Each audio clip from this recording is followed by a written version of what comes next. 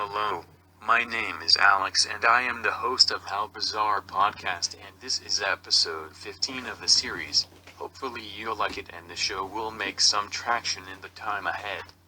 So, what is this podcast about?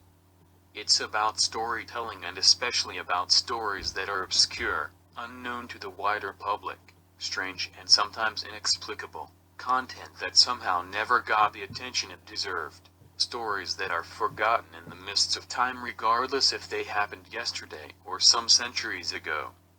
So if you are attracted to bizarre, shocking or just plainly weird stuff, I think you'll find this podcast very informative and perhaps even entertaining.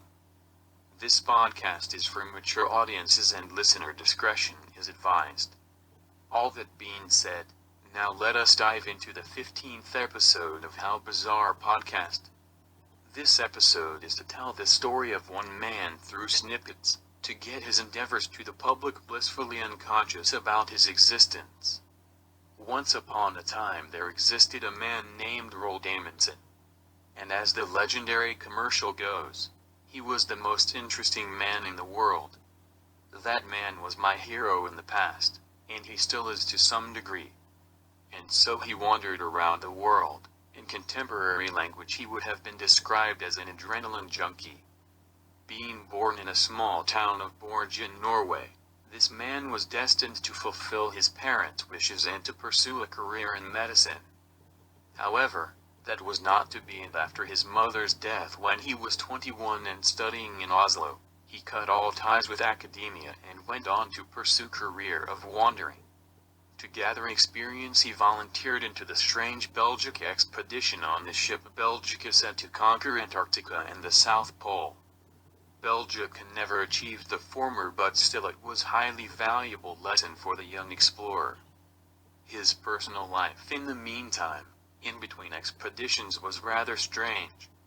He had 3 or 4 affairs, all of them with married women, since that was much more difficult, and held a necessary dose of adrenaline into the relationship.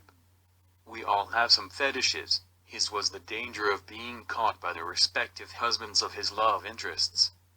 Acquiring the small sloop named Jaw was the starting point for his first groundbreaking adventure. He set on traversing the Northwest Passage, maritime lane that connects the Atlantic with the Pacific Oceans. Something that was tried more than 400 years and counting. A route that for 400 years sent all of those who dared to try to conquer it, to death. No one ever succeeded, and seldomly expedition members reverted to cannibalism just to survive, not that any did, by the way. Jaw was minimalistic ship displacing some 50 tons and a 6-man crew, more than suited for harsh winters in the Arctic Circle. Was traversing even possible? Or there was some invisible obstacle that stopped dozens of previous attempts? Except for ice and snow, there wasn't. And Amundsen proved it once and for all. One bright day in October 1909 his crew met an American whale catcher in the Pacific and thus got his first step towards immortality.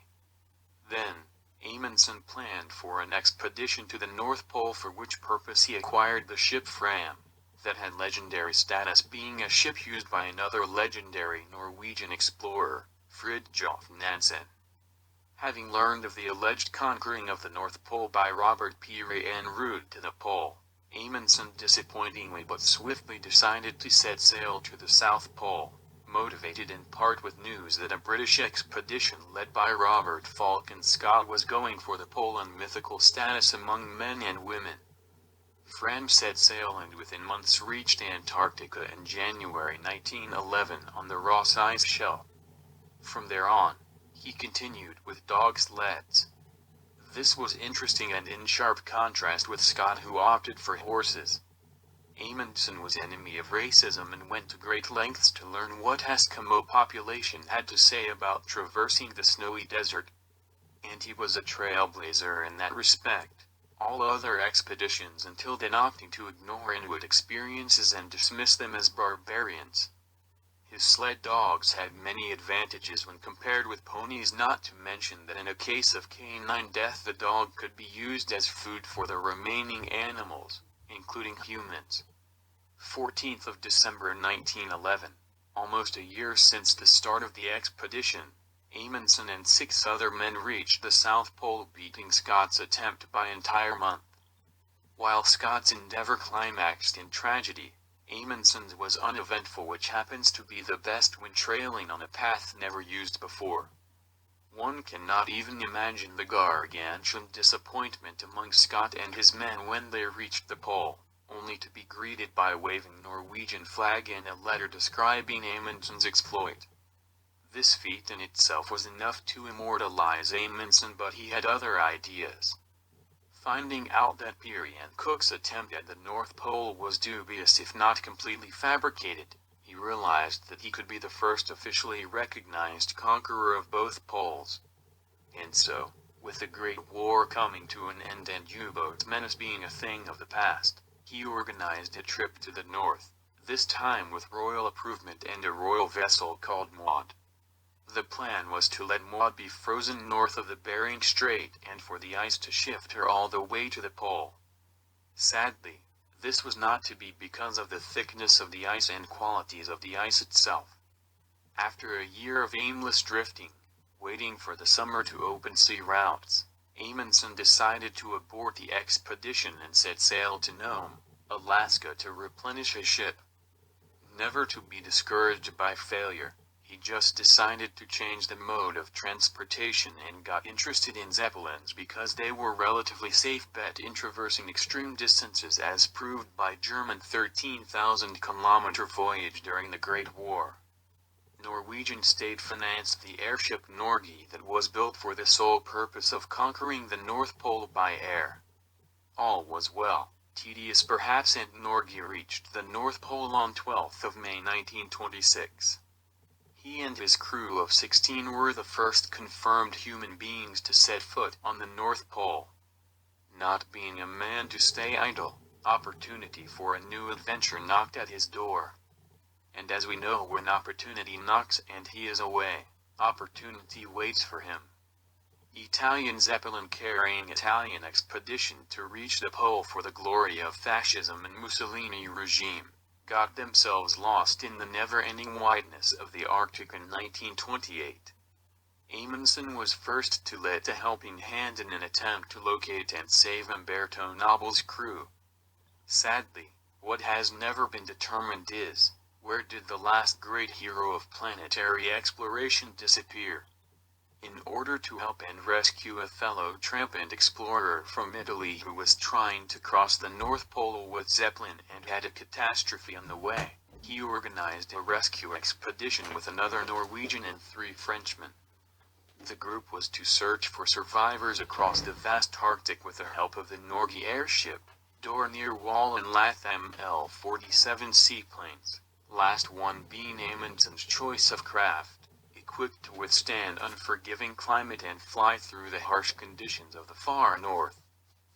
Amundsen and his companions took off in June 1928, and no one had ever heard or seen any of them ever again. The cause and manner of Roald's possible death are still unknown. Rescue and search expeditions later tried to find some trace, but in vain. Amundsen went into the dimension of the missing pioneers who made their way to the rest of humanity. The Italian noble who was the target of the rescue expedition due to which Amundsen disappeared was found alive, though not very healthy, by another rescue team. Half the members of the Italian expedition perished. Amundsen was never found physically and he was never understood psychologically. No one can say where the need for lifelong wandering through harsh moonlight landscapes where no human foot ever stood comes from. And maybe it's better that way? It seems almost fitting that the most interesting man in the world would exit the world stage with a mystery that lasts to this day. He was inspiration to one Thor Heyerdahl, probably the last of the legendary explorers that set out to prove something to himself and to the world at large. In honor to Roald Amundsen, the patron saint of dreamers and wanderers, I was always awestruck by his exploits. Hats down, you amazing being. I hope you all liked episode 15 of this podcast. Thank you so kindly for listening, and and I will be back next time for episode 16 of the How Bizarre podcast. If you enjoyed this episode, please consider liking, sharing, and above all, subscribe to this channel, dear listener. Because, why not? Join me next time for another bizarre adventure through space and time. Cheerio.